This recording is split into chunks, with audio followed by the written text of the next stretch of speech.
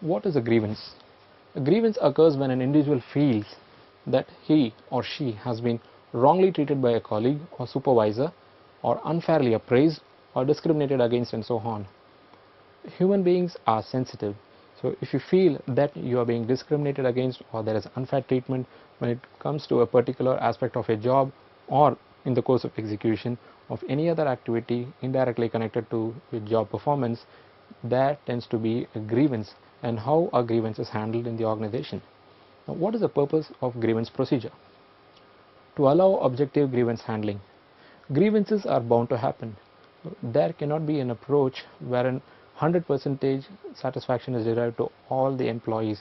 Grievances are bound to occur in the workplace. This procedure, an objective grievance handling procedure, eliminates the dissatisfaction among employees when it comes to solving their grievances. Now, to protect employees from victimization, if there is a standard approach to handling grievances, employees who raise grievances will not be victimized. If a person is pointing fingers at his manager for certain deficiencies, in the absence of an effective grievance procedure, he might be victimized. The presence of the system will eliminate victimization. To provide legal protection for both parties, it puts both parties on an equal platform, wherein a grievance procedure will show that efforts were taken to give a solution to the grievance. If this incident blows out of proportion and lands in a different platform, you will have a solid ground to tackle it legally.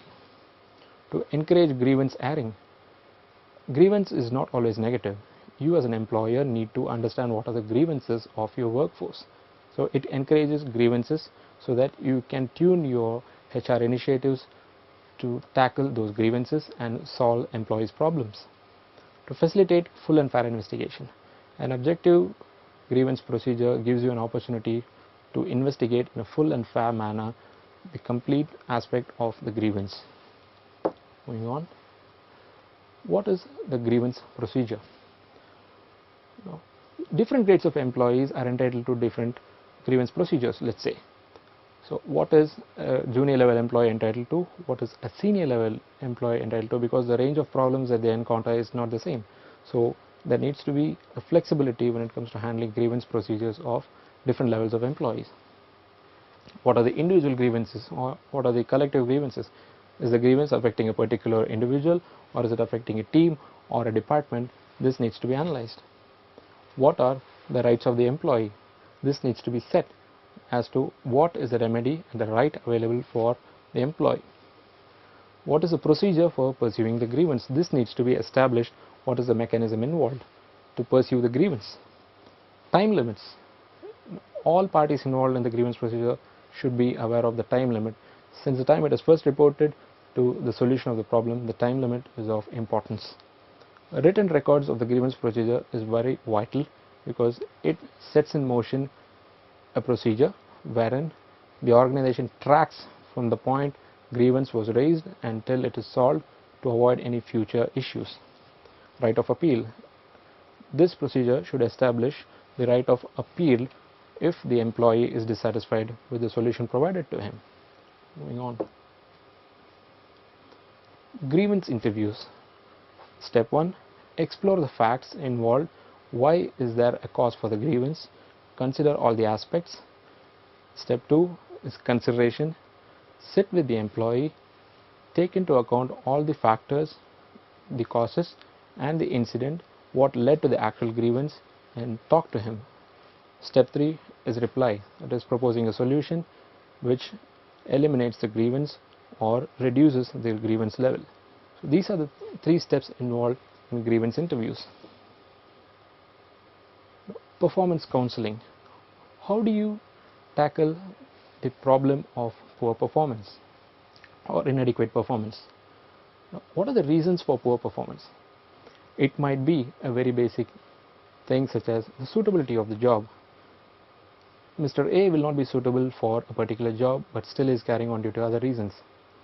This in itself can lead to reduced job performance. Personality factors. Now, is employee A having the right personality to tackle with this kind of job performance and his environment? Factors outside the work situation. problems in his work life, his financial problems, there might be a death in the family, there might be other incidents which is pulling him down from 100% job performance. Problems with job design, this is not the fault of an individual, it is because of a poorly designed job, or it's a management style which is very hard, and the work layout, it might be poor work environment, or the team is not supporting his performance. So these are the reasons, some of the few to mention, for poor performance. What is the performance counseling process? It is a 4-step process. First, counsel the individual.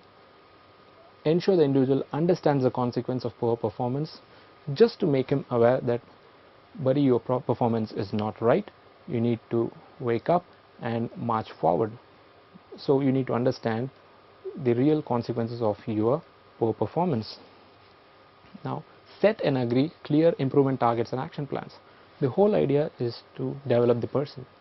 So set and agree clear development plans and performance targets, and evolve upon a follow-up action, training, coaching and counseling.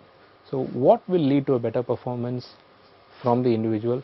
You have to train him, or coach him, or counsel him with adequate procedures and with the follow-up action plans, with the support of the line managers and the HR team.